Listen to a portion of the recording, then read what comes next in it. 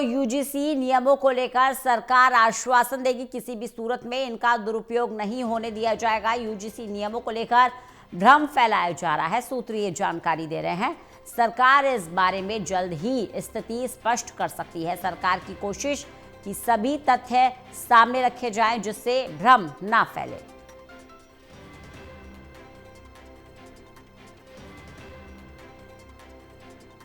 University grant commission यानी कि UGC नियमों को लेकर भ्रम फैलाया जा रहा है, सूत्र ये जानकारी दे रहे हैं।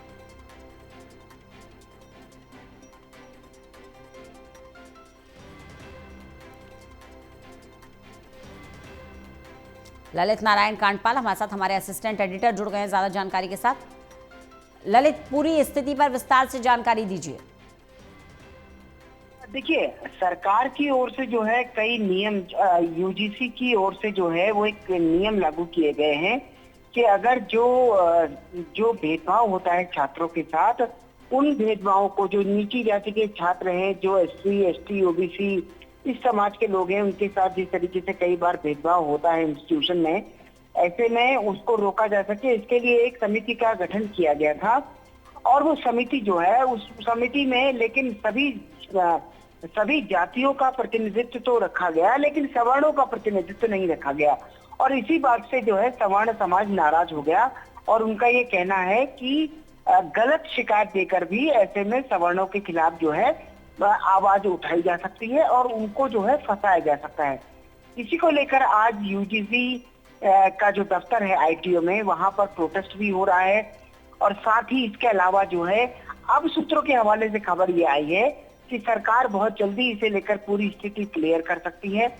जिस तरीके से सरकार ने ये कहा है, सूत्र बता रहे हैं कि सरकार जो है आने वाले समय में इस पूरे बिल में जिस तरीके के प्रावधान दिए गए हैं उसको लेकर आश्वासन भी दे सकती है और पूरी स्थिति साफ करेगी कि आखिरकार उसमें अगर प्रतिनिधित्व रखा गया, नहीं रखा गया तो वो क्यों नहीं रखा गया या कुछ भी हुआ।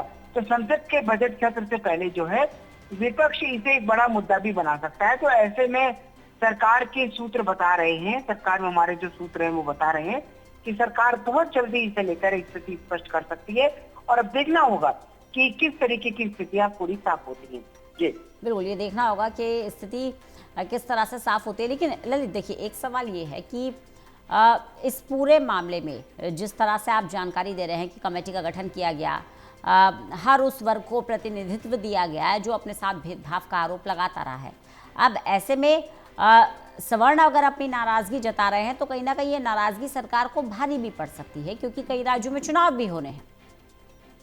बिल्कुल, इसका एक राजनीतिक पक्ष यही है और जो सरकार की तरफ से भी आज जवाब आया है वो जवाब यही बता रहा है कि कहीं ना कहीं सरकार ने बिना देरी किए जिस तरीके से इस पूरे मामले पर जो सूत्रों के हवाले से खबर आ रही है कि सरकार बहुत जल्दी पूरी स्थिति क्लियर करेगी, तो सरकार उसमें जानकारी दे सकती है कि अगर सवर्ण समाज को ये लग रहा है कि उसके लोगों को फंसाया जा सकता है, तो ये निश्चित तौर पर इतनी बात साफ कही जा सकती है कि ऐसा नहीं होगा।